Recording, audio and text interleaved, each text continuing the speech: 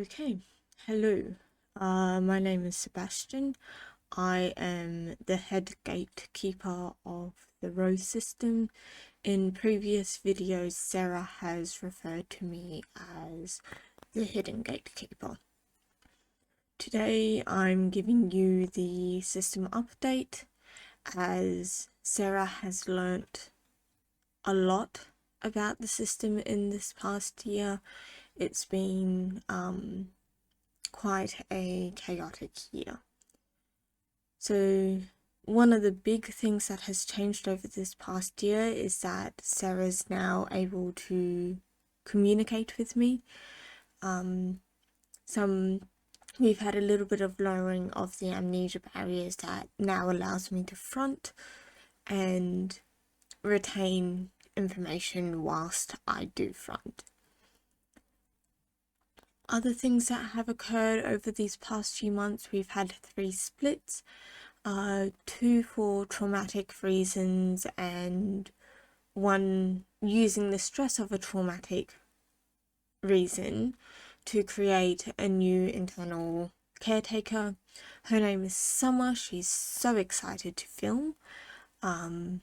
She'll probably jump in after I've finished filming here.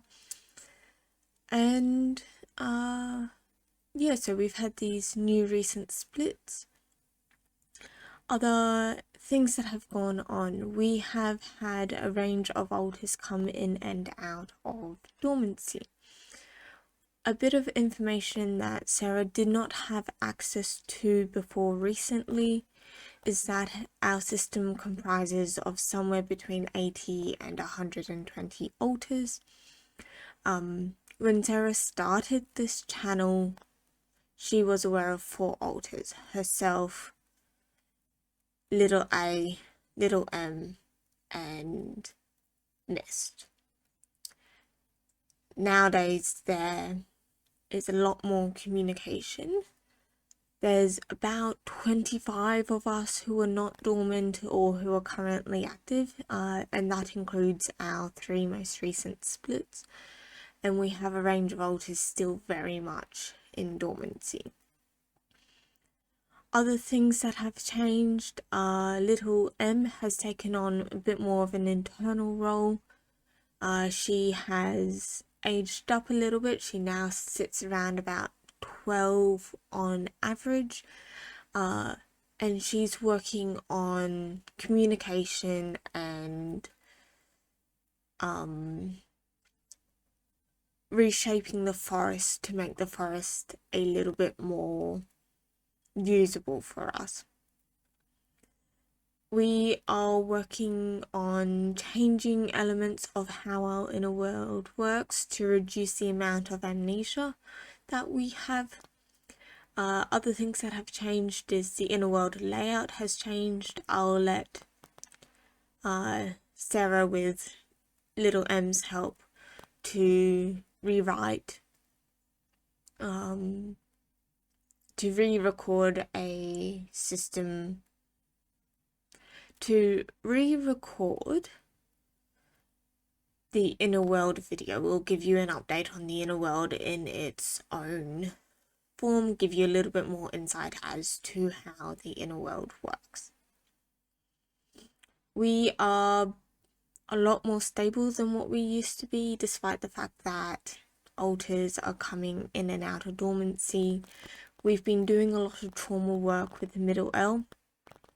We are almost at the point where we will never stop processing what happened to her, but we are at a point where we've got a really good picture of what happened, how it happened, the timeline. We are missing one crucial bit of information, and that bit of information is held by an alter who's still in dormancy. We've been spending the past few months trying to get her out of dormancy just so that we can get that one bit of information, but she's not ready, and so we are just letting her rest. We have also had an alter called Wraith come out of dormancy. Wraith is very difficult to explain, but she's taken on the role of primary protector. She's the one who fronts when the system feels threatened. She's got a really good head on her shoulders, and she's a good kid. So she's working well. A bit of information that Sarah did not have access to until recently that has been slowly dawning on her in time is how our system works. Unlike many systems we know, our system would reset every few years. Because of the way our childhood played out, we have very distinct seasons of trauma. And so once the season of trauma would end, all alters who formed during that time would go into dormancy and we would start again. And the alters for the season were divided into teams. So we'd have alters for home life, alters for school, alters for church, alters for any other activities that we did on a regular basis, and these alters did not interact with one another. These groups of alters were overseen by a team leader, and there was a team leader for each season of trauma. So we'd have one alter who was kind of aware of everything, and then the different groupings. Another thing that has happened is Sarah's become aware of the fact that she is not the original host of our system.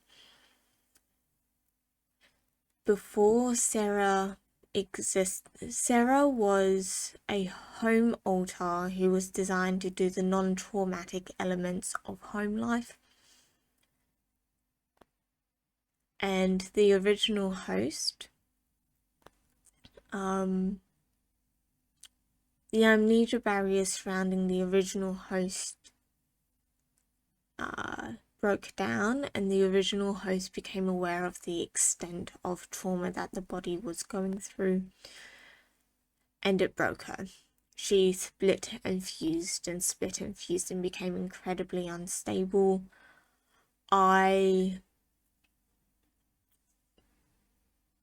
Trigger warning for talk about suicidal ideation. I was essentially on suicide watch for a good while when the body was about 7, 8. And God, in his wisdom and in his power, strengthened me to prevent the suicidal ideation turning into action. We split, the original host split so many times, and the alters that split fused into their own groupings, which is why we have such a high alter count. Like, our system fragmented and formed and fragmented and formed to the point where the original host, the girl who used to go by the body's legal name, was no more. There's no essence of her anymore. Her splitting was that extreme that she no longer remains. And so we grabbed Sarah, one of the non-trauma holders. We grabbed Sarah, who wasn't exactly a trauma holder. She was just a life alter. We grabbed her and pulled her into the role of being the host, and she took on the identity of the original host, and she's been doing the hosting position since then to prevent the same amount of fragmentation if she ever found out. We put a very strong amnesia barrier around her, and she has limited access to the inner world. Now that we are an adult and that we are safe enough to process our trauma, we are trying to undo the extreme levels of amnesia barriers that we formed around her. But our protection mechanisms are incredibly strong. We are still working on increasing her communication with the system, but it is quite difficult because her amnesia bubble is around her, and anyone who steps into that amnesia bubble loses important information. Which is why when alters who know about their trauma when they're in a world, when they front, lose access to a lot of the key memories and are left with vague ideas of what happened.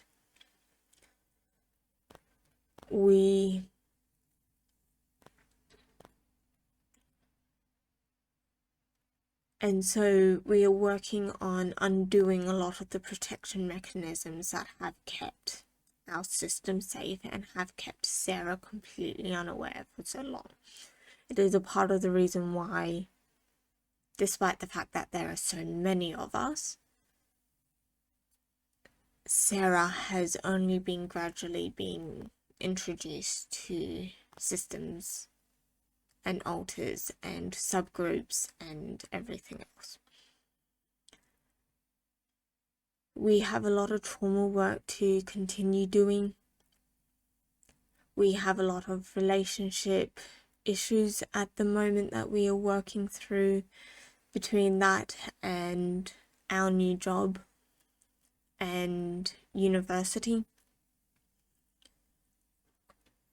It's completely shaken our system. We have been quite close to burning out again. We've managed to relax a bit, and we're hoping that this coming semester at uni we will do better with the workload. Because of when our shifts are and what time they start and end and everything else, our usual routine of filming on a Friday night, editing over Saturday and Sunday and releasing on Monday has become shaken because we can no longer record on a Friday night, especially in the way that we used to. Our bedtime has moved up, and so we are starting to get ready for bed around about 7 p.m. instead of the usual 8, 9, 10 p.m. We used to record on a Friday night between 7 and 9 p.m. Whereas now we are having to record earlier in the day, and that's if we have time because of work and university. We want to keep recording. We love making videos. This is a passion project for us, but we are having to work out a new schedule to get us through it. Other things that have happened,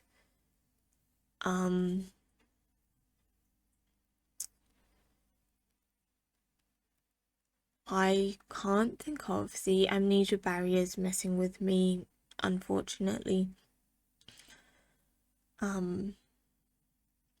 Sarah says hi, by the way. She's close enough that the amnesia is impacting me, but far enough away that I've still got a lot of information that I wouldn't normally have whilst fronting. We are doing better, but we are also incredibly stressed. So yeah, there's a system update for you. We have a Simply Plural tutorial in the works. We're working out how we go about filming that and the voiceover and everything else. I am going to film a Meet the Alters video so you can get to know me personally better. Summer wants to film hers, as does Wraith. And we have a few other thoughts about future videos, but we're really struggling to work out a routine to help us film more regularly. So we do apologize for the lack of videos. This start of the year has been incredibly stressful, and unfortunately we are having to prioritize our health. But we are not giving up on YouTube. We will be filming and recording as frequently as we can. Videos this year may not be super consistent. We do have 2 6-week blocks of placement where we are in the workforce practicing what we've learned in university. And we've got work now and family commitments, and we are just working through it. We are hoping this year... Oh, I've just clicked on the other thing. We are hoping that this year will be a year of medical intervention and learning. We've been diagnosed with a chronic pain disorder, which explains why we've been in so much pain since we've been quite small. But we are also considering the fact that we might have a connective tissues disorder. We are hoping that this year we'll be able to see if that's actually the case. Because if it is solely the chronic pain disorder, it doesn't explain all our symptoms. It explains a lot of our symptoms, but it doesn't explain all of our symptoms. And so we are hoping this year we will be able to know a little bit more about what's wrong with us, what's wrong with the body, why the body responds to certain things in different ways. I think I'm going to wrap it up here. I've been speaking for about 18 minutes now. Yeah. Thank you for watching. We look forward to making our Simply Plural tutorial and our Meet the Alters videos that we've got coming up. Please know you are loved by the incredible God of the universe, and I'll see you in the next video. Bye.